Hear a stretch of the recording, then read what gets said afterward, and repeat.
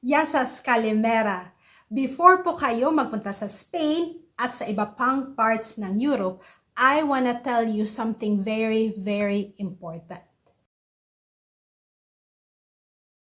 Bago po kayo umalis sa Greece at magpunta sa ibang parts ng Europe, ikwento ko muna sa inyo kung ano ba dapat ang mga expectation ninyo bago kayo umalis.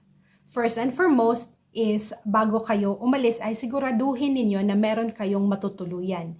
Meron ba kayong kaibigan, kakilala, or most importantly is kung meron kayong kapamilya. Kasi kailangan nyo po ng taong tutulong sa inyo para makakuha kayo ng trabaho sa ibang bansa. So wag na wag po kayong magpunta sa ibang Schengen countries kung walang tutulong sa inyo at kung wala kayong matitirhan for at least 1 month man lang. So siguraduhin nyo po iyan.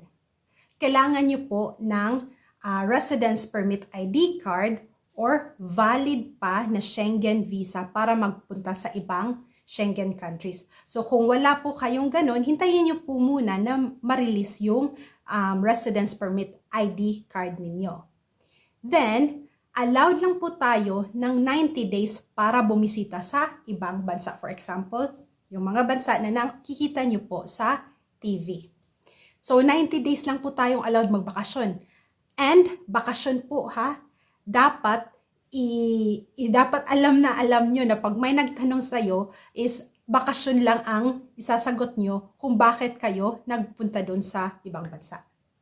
Secondly, alam nyo ba na pag nagpunta kayo sa ibang bansa ay hindi pwedeng i-transfer yung Greek residence permit ninyo into another country. Kasi po, yung pagpunta nyo po sa ibang Schengen countries ay bilang turista lamang. Kasi ang pagbisita sa ibang Schengen countries ay allowed lang po tayo ng 90 days. So 3 buwan or 90 days to be exact. Pag lumagpas po kayo ng 90 days sa ibang Schengen countries, kayo po ay illegal immigrant na. Ano naman ang ibig sabihin pagka lumampas kayo ng 90 days?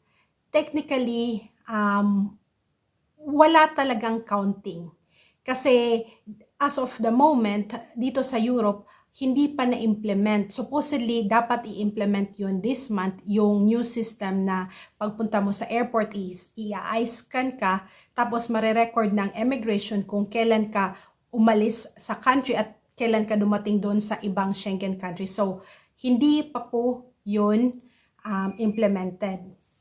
So, wala talagang way of knowing yung immigration or yung Greek government kung kailan ka ba exactly umalis sa Greece. Let's say, kasi ako, natry ko na mag-ferry lang from Greece to Italy. Wala namang immigration na dinadaanan. So, hindi talaga alam ng immigration na dumating nga ako sa Greece kasi nag-ferry lang ako. At hindi rin alam ng immigration na dumating ako sa Greece. So, there is no way for the government or for the immigration na malaman nila na umalis ka sa ibang Schengen countries. Most probably, hindi nyo po ito alam, pero hindi po tayo allowed actually magtrabaho sa ibang Schengen countries. Kasi yung working permit po natin is sa Greece lamang. So, allowed lang po tayo magtrabaho sa Greece. At yung residence permit natin is nasa Greece. Kasi nga, nakatira tayo sa Greece. So, kung wala naman tayong residence permit sa ibang bansa, hindi tayo allowed na magtrabaho doon. Pero, di ba yung 90 days is medyo mahaba na yon? Di ba? So, pwede po kayo maghanap ng trabaho at kung makahanap kayo ng trabaho ay pwede kayo mag-apply ulit ng panibagong residence permit ID sa ibang bansa. Kasi dito sa Europe, hindi na po kailangan ng visa. Pag nagpunta kayo sa ibang Schengen country, sa ibang bansa, nandun na kayo, hindi nyo na kailangan ng visa. Application ulit ng residence permit ID card. And here's the good news.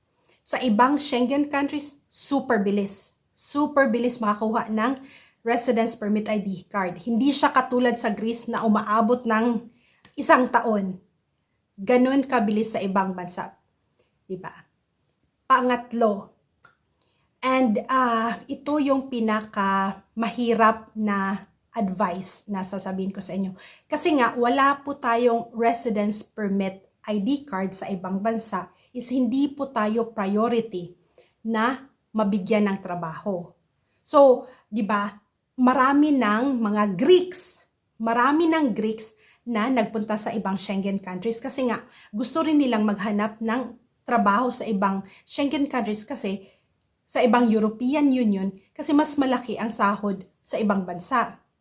So, number 1 na competition ninyo sa paghahanap ng trabaho sa mga mayayamang bansa na mas mayaman pa sa Greece ay Greeks mismo. Sila ang priority. At isa pa, hindi lang Greeks, maraming Europeans mismo na nag-aalisa na parang OFW rin sila na umaalis sila sa ibang bansa, sa ibang European countries kasi nga gusto nilang makakuha ng mas malaking sahod. So sila ang priority sa trabaho. So yun ang malaking problema kasi hindi tayo priority. So mahirap po sa atin na makakuha ng residence permit or makakuha ng trabaho. Kasi gusto ng employer na yung mga taong meron ng residence permit or yung European mismo na hindi na kailangan ng maraming dokumento or processes para sila ay pagtrabahuin. May mga Pilipino naman na sinuswerte, mangilan-ngilan lang po ha, hindi maraming Pilipino na nakakakuha ng full-time job sa ibang Schengen countries. At saka most probably is imposible sa ibang part ng Schengen na makakuha talaga ng trabaho. Let's say Germany, Luxembourg, Switzerland. Yang mga bansa na yan ay imposible na makakuha kayo ng trabaho at ng residence permit ID card. Most probably, alam nyo na ang kahihinatnan ninyo pagdating nyo sa Spain, for example, sa France or sa Italy ay TNT. Kasi nga, mahirap nga makakuha ng residence permit ID card, mahirap makakuha ng full-time job. So, most probably, TNT ang labas ninyo. So, ano ba ang disadvantage sa pagiging TNT? May mga trabaho naman, yes, nakakakuha pa rin ng trabaho ang mga TNT, especially tayong mga Pilipino kasi maganda naman yung reputation natin as a hardworking, as a Christian citizen. So, preferred nila tayo na maglinis ng bahay, maglinis ng opisina. Yan po ang number 1 na trabaho na nakukuha ng mga Pilipina, ng mga babae. Meron rin namang mga lalaki na nakakakuha ng trabaho dun sa mga restaurant, sa mga kitchen, sa mga bakery, yung sa mga maliliit na shops, pero panggabi. Kasi kung TNT tayo, hindi tayo pwedeng ilagay dun sa cashier. For example, yung mga nasa front-facing ng mga customer. Kasi let's say, biglang nag-inspection. So, mahuhuli at mabibigyan ng malaking penalty yung employer. Italy, ang dami-daming TNT sa Italy. Kasi sa Italy, maraming mga employer na gustong mag-hire ng mga Pilipino sa mga bahay, sa mga bakery, sa factory, at kahit nga sa construction. Meron ring mga hotel, maliliit na hotel na nag-hire ng mga TNT. Pagka TNT po tayo, target po natin ay yung mga maliliit lang na company. Huwag na po tayong maghanap ng malaking company kasi pag malaking company, hindi po talaga tayo i-accept nila. Kasi mas gusto nilang pagtrabahuin ay yung mga merong papel. The next thing is, kailangan nyo pong i-research kung ilang years ba na pagiging TNT kasi iba-iba yun per bansa.